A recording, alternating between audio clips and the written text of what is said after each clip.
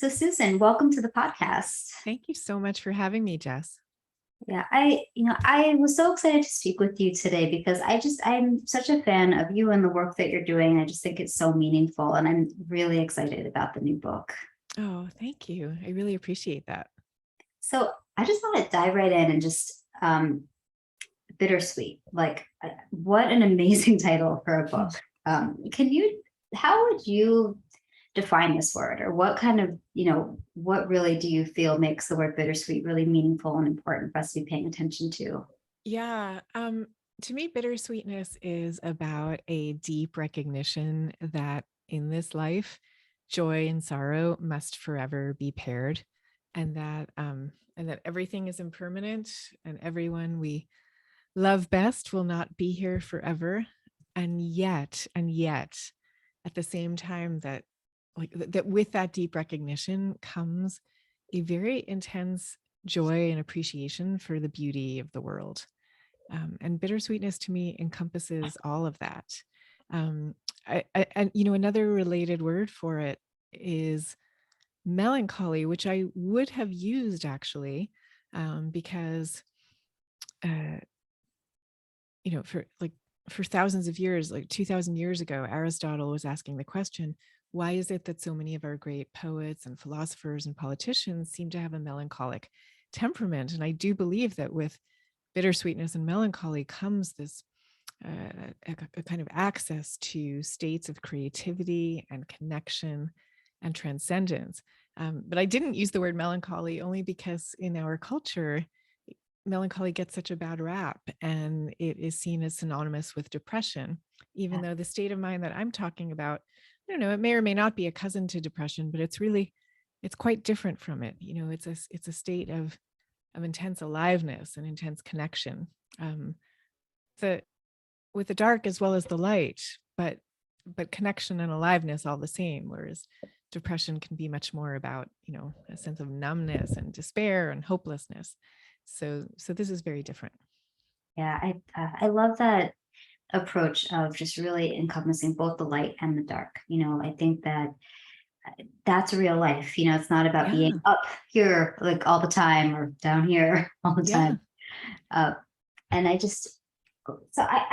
I'm always interested. Like, I love having writers on this podcast. I just like to nerd out about writerly things. But can you share with our listeners a little bit about the inspiration behind this book? Yeah. Um, the immediate inspiration is that my entire life I have been a lover of sad music. And my reaction to sad music has always been a kind of mystery to me, because the music does not make me feel sad. It makes me feel uplifted, connected to humanity. It gives me a kind of sense of transcendence, a feeling of love, all of it. And at first I was just curious about that. I didn't really know I was writing a book, but the more I tried to solve this mystery, the more I started to understand that, number one, I was not alone. Many people feel this way about this kind of music. It's been well documented. But number two, the music is just one manifestation of this broader frame of mind that I call the bittersweet. It's a state of mind. It's an attitude towards the world, and it's one that it's just this awareness. It's an awareness of the way in which we are, all of us humans, in this situation where we feel a kind of, as much as we love this world that we're in, we feel a sense of belonging to a more perfect and beautiful world that we have lost access to. And you see this yearning for this other world, appearing in all our religions, like the love of the longing for the Garden of Eden, and the longing for Mecca, the longing for Zion. There's this great longing that we all share, and that's one of the best things about us, and it's a kind of holy state to which that we all can reach, and that's really what I wanted to talk about. Yeah, and that spoke to me so much. I am also a lover of sad music. I remember being a teenager, and my sister Well, it's interesting because my sister was very much into, I'm in my late 30s. So it was when I was a teenager, it was all the emo stuff and Oh all yeah. that, like, that genre of music. And so my sister was into that side of it. I preferred to, I was into like all the old like classic rock and Joni Mitchell and, Hmm. Elliott Smith was my jam at that age. And Uh-huh. I, she would be like, you listen to the most boring music. And it's just, but some of these just really like magical moments and just really deep experiences. Like my new book actually has a playlist that goes along with every chapter. Because Oh, I love that. I have a Bittersweet playlist too. So oh, that's up on Spotify and on oh, Apple Music. okay, What is your playlist? the farewell tour. Oh, wow. Okay. Well, because I will say my book is about my experience being a caregiver for my father during his 15-month battle with pancreatic cancer, and it's a guide for caregivers. But my father, he deeply connected with us through music, Yeah, and my father did too.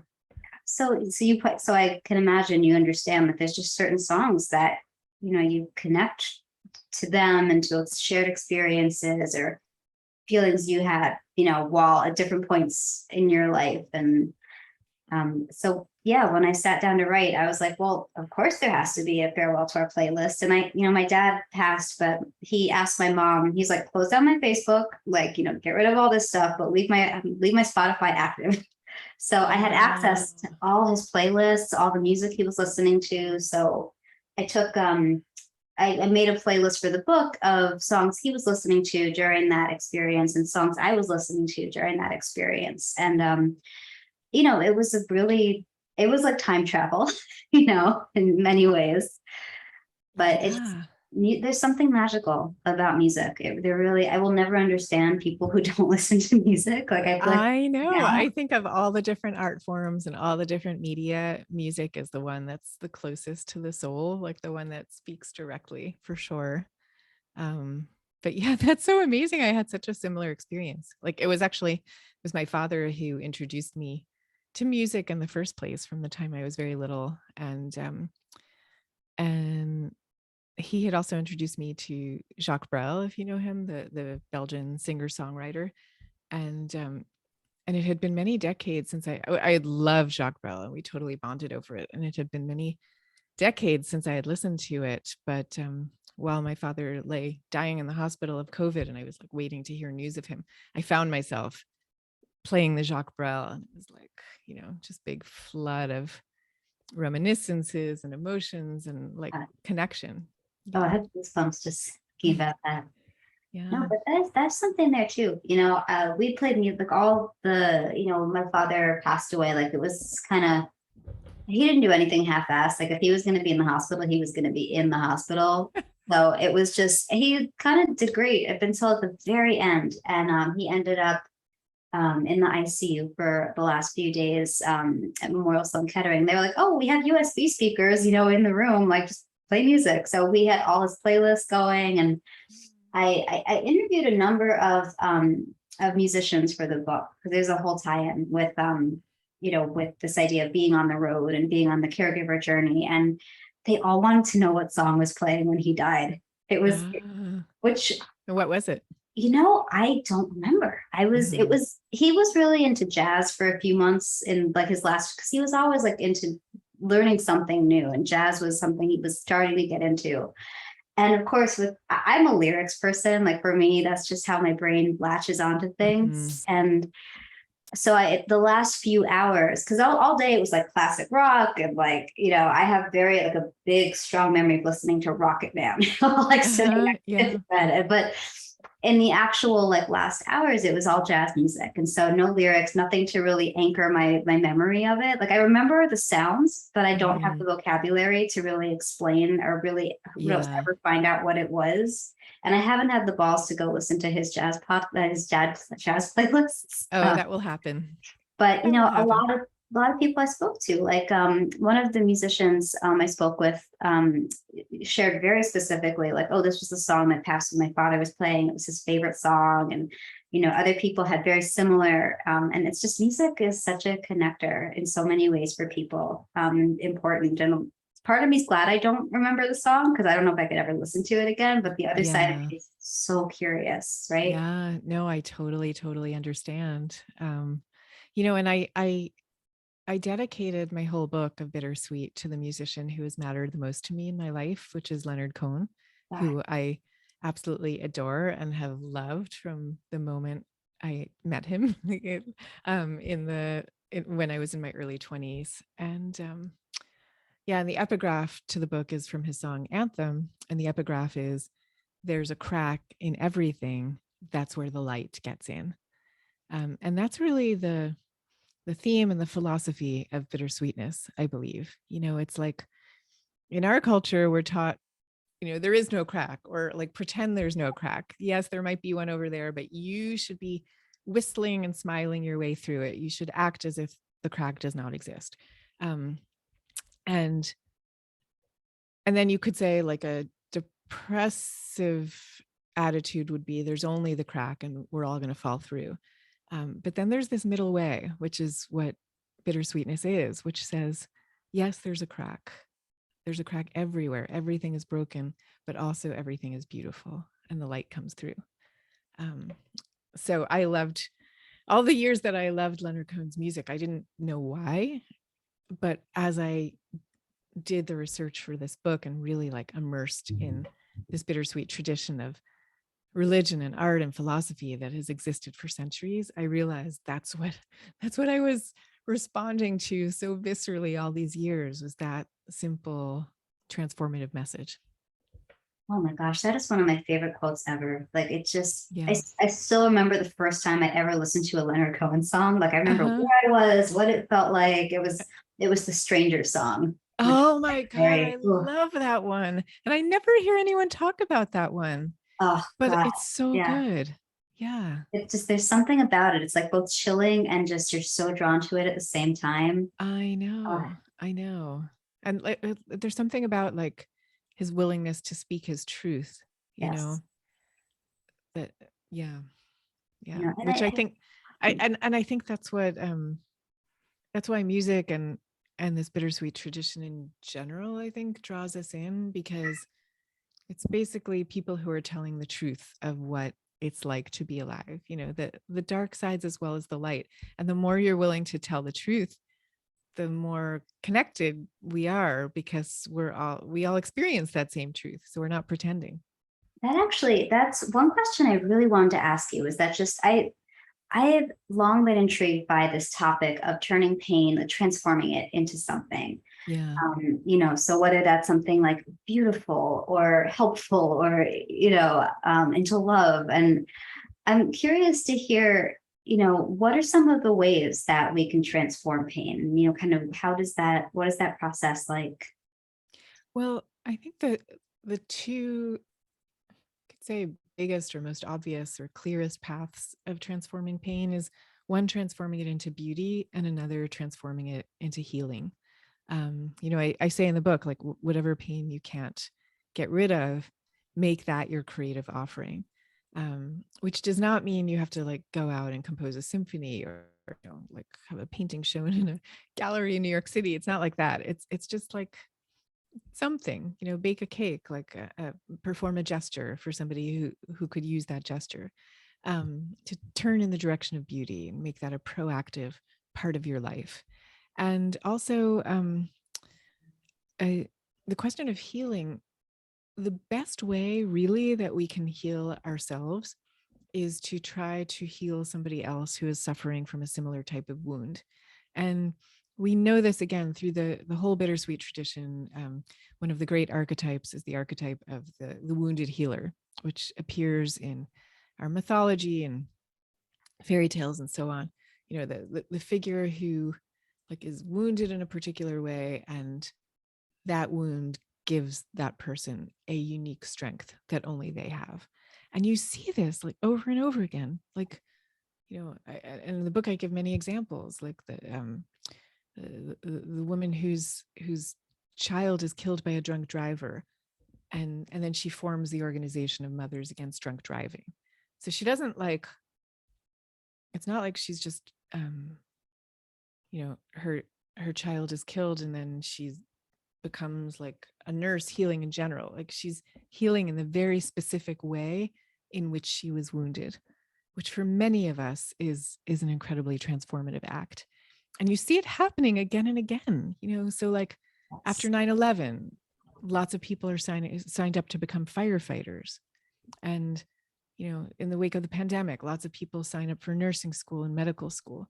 There's something in us that transforms pain into beauty by trying to heal the very thing that attacked us or hurt us or laid us low.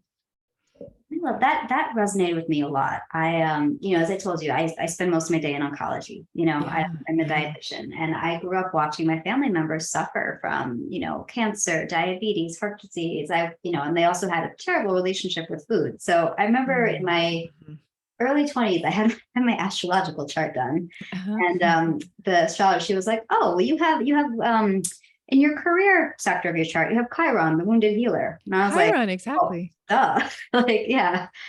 So I was reading that. I'm like, "Yep, I totally, I get that." Yeah, you are a perfect example of that. I mean, so what was that like? Like, did you, when you first found yourself drawn to diet and nutrition and like the health aspect of diet and nutrition, were you thinking consciously about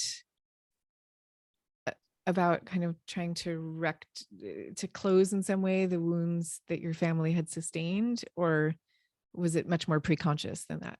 In some ways, yes. In some ways, no. Like I've been in this field, 10, 15 years. I'm way more open about it now than I was when I started. And I think the field has changed a little bit too, to be more inclusive or more welcoming of this, of people like sharing their battle wounds. But I was young. I was 10, 11, and a lot of the mixed messaging around food trickled down to me. And so of course I developed all these food phobias. I fell off the growth curve because I was like terrified to eat anything.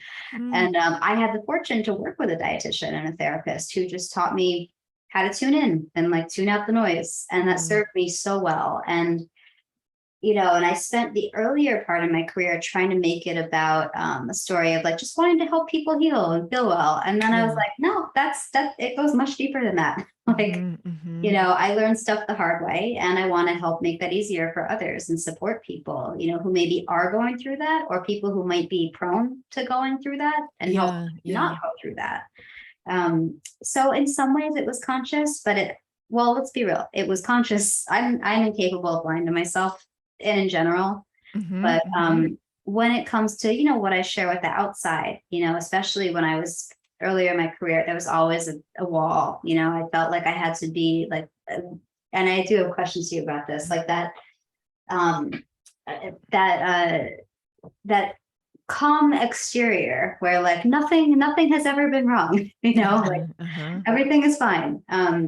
And I think that the more that I felt willing to share my experiences, my family's experiences, I found that the people that I was working with, they benefited from that, because they felt, and this is just based on things that patients and clients have shared with me over the year, that just like knowing that someone's been through something similar or kind of understands, can really help with fostering a connection and helping someone feel like it's safe to open up and to feel the feelings and to process them. Yeah, because you're not like judging them from on high or doling out advice from on high. You're just sharing what you've learned along the way, which is a completely different vantage point. Oh, yeah. But I want to go back to what you were saying about the way that we connect to others through our suffering.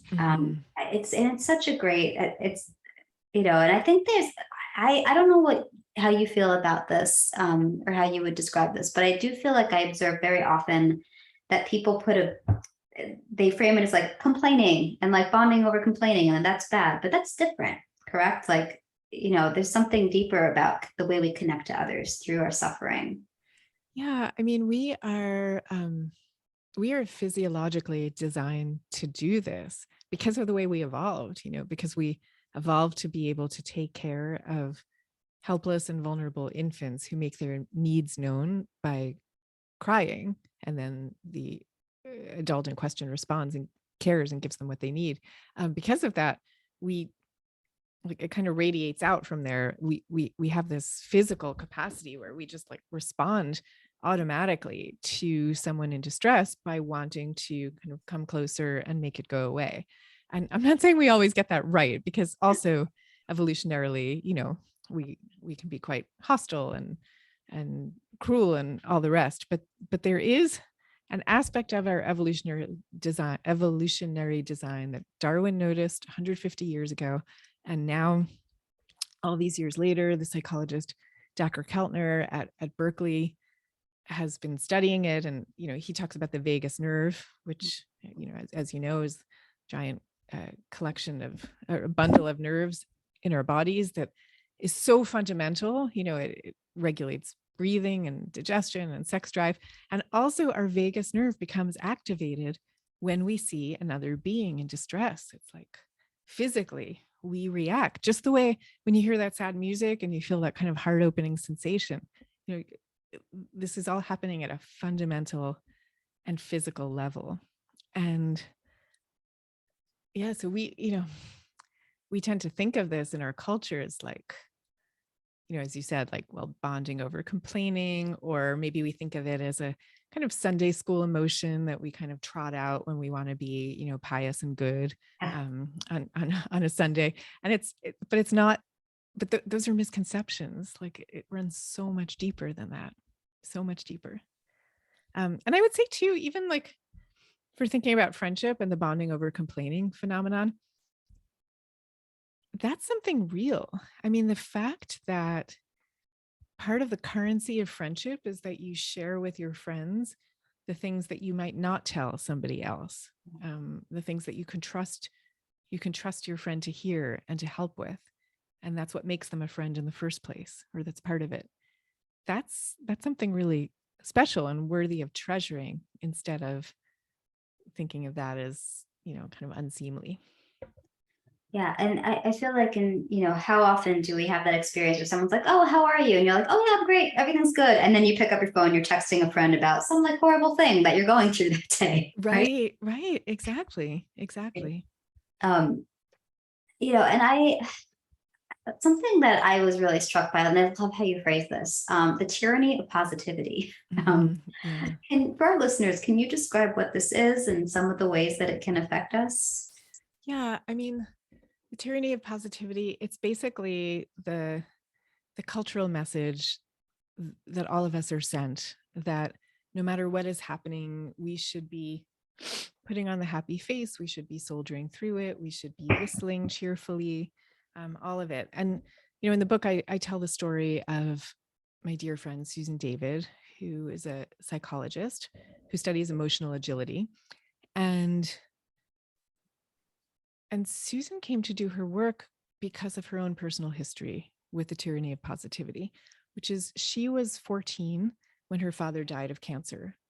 And Susan, if you ever meet her, she's like a very temperamentally cheerful, upbeat person. That's just who she is. So after her father died, she put on this really cheerful face, which was, kind of natural to her. So it wasn't totally a stretch, but she was basically pretending to be much more okay than she was. And she like went to school for the rest of the year and acted like any other kid at school. And but in the meantime, like the pain has to go somewhere. So she was smiling through lunchtime and then going to the bathroom and vomiting up her tuna sandwich. And so she had this terrible bulimia. And it kind of went on like that until the day that her English teacher handed out blank notebooks to the class and looked at Susan in the eye as she said to the class that she wanted them to write down into their notebooks whatever they were truly experiencing and feeling. And she's looking at Susan in the eye as she's saying this. And Susan describes that moment, or that process, as a revolution in a notebook, because that was the first time in the year after her father had died that anybody had invited her to say anything other than, I'm okay. And the act of admitting that she wasn't okay was not an act of falling into some pit of despair or depression or something like that. It was quite the opposite. It was actually what rescued her. It was what rescued her from the bulimia and from that which had caused it, because she was able finally just to express the truth. And that's the real thing here. Like, we call it the tyranny, or I call it the tyranny of positivity, and some people call it toxic positivity. But what it really is anti-truth, because it's a cultural directive that says, don't tell, whatever you do, don't tell the truth of what it's like to be alive. Yeah. And we want to tell the truth. So that's very disabling. Yeah. And I really appreciate, work that is being done, like how you address this in your book, and just conversations happening more around the things that we've been told to not share, Yeah, whether it's yeah. everyday stuff, being a human on the planet, or deeper things, or really traumatic things that people Mhm. say. Don't tell people that. Like, Yeah. oh, man, I for many lifetimes I've had men tell me, don't write about that, don't talk about that. Mm, Like, mhm, and mhm. it's something that as an adult I've had to be like, well, no, like, this is important. We need to talk about the things. And and so I just appreciate really exploring that as, tyranny of positivity, toxic positivity. Because, and I shared with you, I working in oncology. Like, that's a world where, ooh, like that, you have to be really like, people will say things meaning well Uh-huh. that can be so detrimental. It's like my Like what? favorite. It's like, oh, well, it's the good kind of cancer. Or like, oh, at least you'll get new boobs. Or like Oh God. that Yeah. pressure to like be strong, fight, Yeah. you Yeah. know? Yeah. Even that whole metaphor of be a fighter. And maybe Oh, you don't want to be fighting. right. Like, some days, and every day is different too. Some days people feel more positive and ready to take things on. Other days you want Mhm. to crawl under the covers and not come out. Like, Yeah. Yeah. you know, Absolutely. Absolutely. Um, I do think it's important to say, like, when I talk about being able to tell the truth, um, that does, it's still important to have boundaries, right? So it doesn't mean therefore one must divulge everything. Like, if you decide there's stuff you don't feel like talking about, God bless. Um, and also there is data showing in the workplace that when people who are kind of like in the boss position share too much of their troubles or challenges with people who work for them, it can make those people quite uncomfortable. So this stuff is really complicated. I don't mean to suggest it's all like, everything we're doing now, like turn it upside down and then it'll be good. It's a bit of a balance beam to walk. well, very nuanced. Yeah. Like, I mean, I don't know. What part of me is like, oh, maybe it'd be great if one day people could just be really honest about, like, how are you really doing?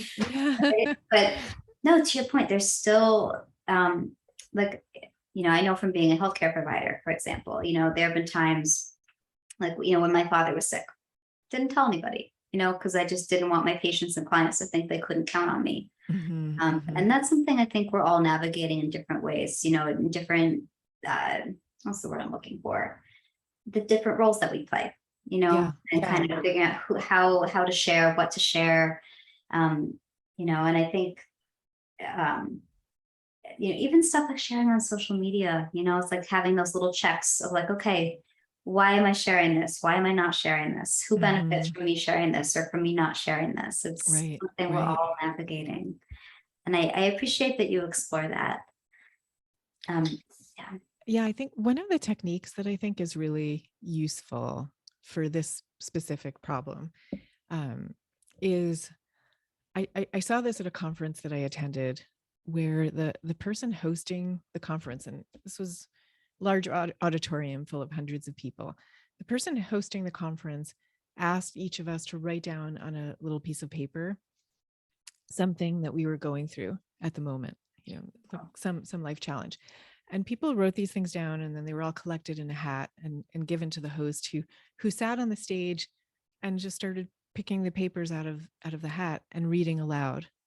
And it was such a transformative experience, because this was an auditorium full of people who only minutes earlier had been smiling broadly at each other. And you would have had the feeling as you walked around that this gigantic room full of people had not a care in the world. But then suddenly there was the evidence of the care, like this divorce, this illness, this depression, this whatever, so many different things people were going through, none of it visible. And it was just such an incredible reminder. And it didn't require anybody having to give up their privacy or their anonymity. And yet the room was transformed, and our relationship to each other was as well. That's incredible. Yeah, it was such a good technique. And you mentioned the smiles. Let's talk about this for a sec. The normative smiles. Oh my gosh, what a what a great way to describe that. And it's interesting, like, the way that we handle sadness and grief in the workplace, and just feelings in general as a culture. Like the US, for example, there's just this emphasis on these normative smiles. And it just, I don't know, does not seem like a very helpful or authentic way to process. And also, as you write, not very aligned with, our country's history. Can you share a little bit about this and how we got here? Yeah, so it's a funny thing. I mean, people actually really have researched how much do people smile from country to country. And you won't be surprised to know that in the US, people smile much more than they do in some other countries, where smiling is seen as being either foolish or insincere. So if you smile too much, it's foolish because it's like, don't you know that life is actually quite complicated? Like, what are you so smiling about? Or it's insincere because people know that can't possibly be how you're truly feeling all the time. And yet we do have in the US this mandate, an unspoken mandate to do this. And in the book, I trace the whole history of this, but one aspect of it is we became a society, especially in the 19th century, as we moved more towards business and wanting to be successful at business. We became a society where we kind of divided people in our minds into winners or losers. And it became really important to be a winner. And people started to believe more and more that if you succeeded at business, if you were a winner, it was because of something intrinsic to your nature. It was something inside you that made you a winner. And if you went bankrupt and belly up, it was because there was something in you that made you a loser. And the more you start really believing that, the more, of course, you want to avoid displaying any emotions that have to do with loss, right? Because you don't want anyone to get the idea that you're one of the losers. So, of course, you don't want to talk about sorrow or longing or bittersweetness, and you don't want to walk around without the armor of a smile, because a smile is what advertises that you're one of the winners in whom other people should invest their capital and their social energy. So that's how we got here. Despite the fact, as you say, that if you trace who came to this country, I mean, people came here. I mean, some came unwillingly as slaves, some came willingly, but the ones who came willingly were often here because they were escaping, famine or persecution in the countries from which they came. So all these people came here with a kind of ocean of tears that they were containing, but often with a very an unspoken idea that we're not going to talk about that. We're not going to talk about that. And so we're kind of living today with that heritage. And I think we're going through a moment where we're trying to come to terms with it all and figure out what to do with all these competing emotions that all of us humans have.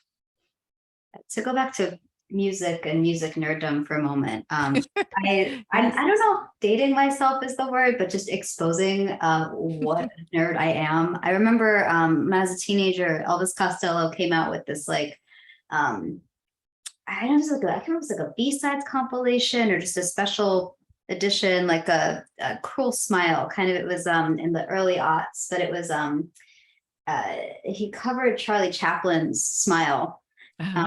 which is like all about like smile, though your heart is aching. And, it's like very like, melancholy kind of, I don't know if ironic is the word I'm looking for, but this whole, all the lyrics of just like, it's melancholic, but, optimistic. And I mean, I know Elvis is from the UK, like not American, but, Hmm. has a lot, has a whole album about, King of America, and lives in the US part of the year. And like, has a lot to say about the US, but like, I just remember being really struck by that of like, oh, it's this like very sad. Well, the cover was very like melancholic musically. I know the original is a little like, upbeat and like with these, kind of ironic lyrics, but I remember just finding that really interesting, this idea of like, oh, you're supposed to smile even though you feel miserable inside. Like, I guess that's how we do things here. Yeah, yeah. And I mean, um, during that time I was talking about, like in the 19th century, as we moved into this culture of, winners and losers, like this was the time that we had the growth of the Boy Scouts. And, and little boys were explicitly taught that they should smile and they should whistle cheerfully, because that was a sign of strength that would, embolden themselves and embolden the people around them. So this is something that was like taught very consciously. um, and the psychologist William James started noticing, and he wrote this down, that around this time in the 19th century, it became like it became seen as the that you shouldn't even talk about bad weather. Like even to say, oh, it's raining outside, like that was too much. That was just giving in too much to talking about negative and depressing things. Like you should only be buoyant all the time. So is there, and kind of talking more about, the whole workplace culture of like keeping your feelings like hidden and staying upbeat and positive. And, um, what are some of the ways that we might make workplaces, more compassionate, or, feel like a safer place for people to express themselves in a way that, serves them and is authentic? Well, I mean, I do really like the technique that I was mentioning before from that conference. So basically, like coming up with ways to invite people to share what they're really thinking without having necessarily to attach their names to it. So another way of doing that might be for places where people gather physically, to have like a whiteboard on the wall where people are invited to, like write down an emotion or an experience that they're going through, with or without their name, as they choose. But I also think that creating workplace cultures where people proactively perform acts of compassion, so that that becomes part of what people do. And I'm thinking here of this one case study that I talk about in the book, from this place called Midwest Billings, which was this organization where their job is to collect the unpaid hospital bills of people who have been in the hospital. So this is like a very dreary job that no one wants to do, and the turnover is really bad in this industry. And yet at this place, they created this culture where all the workers there, they were just always like going out of their way to help each other out. And so if somebody had a bad cold, or somebody was having problems with domestic violence, or someone's mother had just died, whatever it was, their coworkers would like gather around, rally around, and really actively derive like meaning and satisfaction from helping them.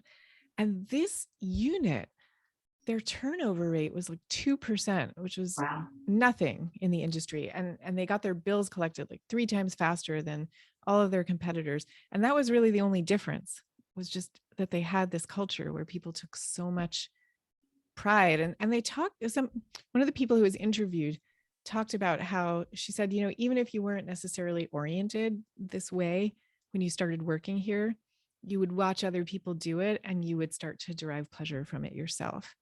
So I think there are ways of like not mandating that people do this, but just making it into a part of the culture. And of course, for leaders to go first is always one of the best helpful first steps. Very much. One thing I also wanted to ask you about, kind of since we're talking about hospital bills, grief. Mm. Yeah. And that's just another thing that our culture like cannot handle. Like we're just not conditioned to handle grief, really. Mhm. It's like don't talk about death. Like I actually made a point of interviewing a couple end of life doulas when I was working on my book, because I feel like it's just something that should be explored more, like grief, Mhm. death, dying. And I mean, there's many kinds of grief too. It's not just about death. We can grieve, losses of relationships, jobs, things that didn't go the way we wanted to in life. But are there any tips you would share with our audience for helping us to better understand grief without, just bypassing its depth?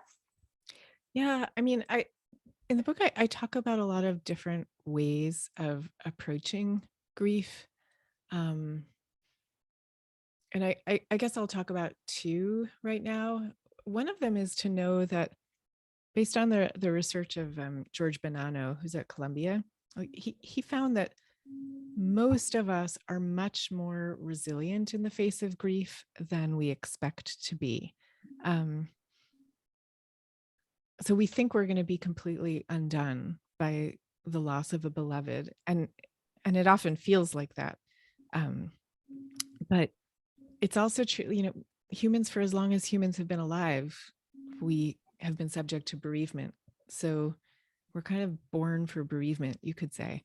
And this, I do want to say, this is not true of everybody. There's a smaller fraction of people who experience like what's known as chronic grief, where it really does not subside over time. But for most people, they're more resilient than they think. It doesn't mean that it's going to go away completely. And you could find yourself 50 years after the loss of a beloved, on your knees weeping for that lost person. So it goes in waves, it goes up and down, it goes unpredictably, but we are more resilient than we think. And then I guess a second thing is, an aspect of this resilience is the distinction that the writer Nora McInerney makes between um, what she calls moving on versus moving forward. And moving on is like this negative message that we're sent that you should kind of like get over it already. Right. Like you're given a nice little period of time where it's okay to be beside yourself, and then after that, move on. And she was somebody, she lost her husband very early in their marriage, and she came up with a concept not of moving on but of moving forward, which is to say, like, she went on, she remarried, they had a blended family, she and her new husband. But she says the person she is with her new husband, that she is who she is because of her first husband. And she has carried her first husband with her, and he's always with her. So she hasn't moved on from him. She's moved forward while carrying him with her. Um, and sometimes the carrying is one that feels really sorrowful, and sometimes it's like a joyful reminder of who he was, and it could be anything in between. But there is a way in which we can move forward with our lives even as we're holding the lost person close. And I really love that formulation because it's not either or. It's not asking us to completely renounce, but it's also telling us not to be static, and that life can continue. Yeah, I love that. And that is so valuable and important. Um, so I have a few questions that I ask a lot of my guests on here, especially I love asking my author guests, because the book writing experience, like you've written several best-selling books, and um, I always like to hear, your writing process. Is this something that has been the same for each of your books, or has each book had a different, process for you? Would love to hear a little bit about that. Yeah. I guess for me, the process has been pretty similar for my books. I go really, really deep. My books take me a really long time because I usually have like a question I really want to answer, or a point I really want to make, or whatever it is, and I want to like really understand it. So I kind of walk around the world for a few years before I even start writing. And during those years, I'm interviewing people, I'm reading really widely, I'm studying the research, I'm taking 1,000 notes on everything. So I end up with these like loose leaf binders Like I usually end up with like 6 or 7 loose leaf binders, each one full of hundreds of pages of notes. Wow. And then from all that, I have to like figure out how to turn that into a book. And that's like assembling a jigsaw puzzle, with thousands of pieces. Like here they all are now make a coherent narrative out of it. That's always the challenge. But yeah, I just love the process of going deep. Absolutely. I know it's that feeling of whether it's in a shorter form piece, a longer form piece, just that magic of like connecting some of the dots and like seeing the Yeah, patterns. yeah, So exciting. yeah, yeah. And I think another thing that's helpful along the way, especially when you're working on something for that long, is to remember the interviews or the bits of research or whatever that really made you say, wow, like when you first came across them. Because later on, you're not going to say, wow, because you like, once you assimilate that piece of research into your brain, it's like you always knew it. But if you can remember that it was wow to you at the beginning, it's going to be wow to your reader when they first read it 7 years later. So I always try to remember those moments. Yeah, I love that. That's cool. I love that idea. For just that's such something important to keep in mind. Like it makes me think of that not beginner's mindset exactly, but just like that openness and that, that feeling of awe. That's so special. Yeah, yeah, and to realize it can slip so quickly into jadedness, or sometimes it's not jadedness, it's almost like a kind of humility of like, oh, they wouldn't be interested in that. Like everybody knows that. So you have to remember, no, everyone doesn't know that, and I didn't know that. And remember when it was like so amazing to hear this fact? You have to remember that. Oh, love that. All right. So a few questions I ask everyone on here. Sure. So this one, and again, these are super open-ended. That's why I love how many different ways there are to interpret them. But in the last, say, year, past few months, is there a practice, product, or service, something that you feel has made a difference in your well-being? Hmm. You know, I will say reading novels, which for me, it's such a I mean, I used to be the biggest reader of novels. And then during the last bunch of years of raising kids and writing books, and what I just kind of fell away from that and thought I wasn't ever going to go back. And then this past summer, um, our kids went to camp for the first time, and I really needed a break from work. And my husband and I just went to the beach, just us, for 2 weeks.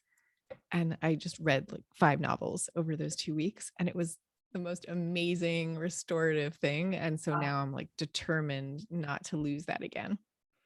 Love that. I know I get a lot of use out of my library membership. It's like Oh, good for you. my escape. It's like one of the things that just like, that time travel or just escape and just pleasure, just getting lost in a novel is just, oh, so helpful. It's the best. Um, Now what about, okay, so this is another one where again, like every person is so different and we evolve so much over time, but today for you, what would you say that healthy living means? Um, I mean, for sure it means, decent food and exercise, but I guess beyond those answers, I would say it means being in a state of flow for as much of the time as possible. And sometimes that flow is like social flow, where you're hanging out with family or friends or whatever, and you're just in the moment. And some of it is workflow or reading novels flow or whatever. But by flow, I mean like that's that state of mind where you're just intensely engaged in what you're doing, and you're not really thinking beyond that. You're not thinking beyond the engagement with the person with whom you're interacting or the thing that you're doing or the project you're working on. I love that state of mind. I think it's the best. Amazing. Thank you for sharing that. Sure. I don't think anyone has ever said that. It's a really good one. I mean, it comes from the work of the psychologist Mihaly Czikzentmihalyi. He wrote a whole book about the state of flow and how optimal it was. And as soon as I read it, and it was years ago, I was like, oh my gosh, yes, this is like research documenting what I've been experiencing all my life, but never really knew how to talk about. But I really recommend that book. Yeah, thank you. We'll be sure to make a note of that in the show notes. Sure. All right. So if people want to check out your books, connect with you, learn more about your work, what's the best way for them to do so? Well, I would say come to my website. It's susancain.net. You can find links to buy the books there.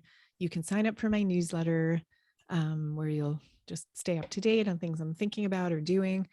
And I also have courses that I've developed around bittersweet and quiet. And they're really cool courses where basically I just text you every morning a little idea or audio clip of me, you know, giving you a meditation or something to think about or a practice to work on. So you can find all of that at my website at susancain.net. And I'm also on Facebook, LinkedIn, Twitter, and Instagram. All the places. All the Wonderful. places.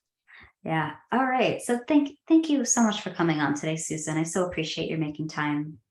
Absolutely. It was so much fun to talk to you. Thank you for having me. Likewise. And for all you guys listening on your devices, wherever you are, hope you're having a wonderful day, and we'll talk soon.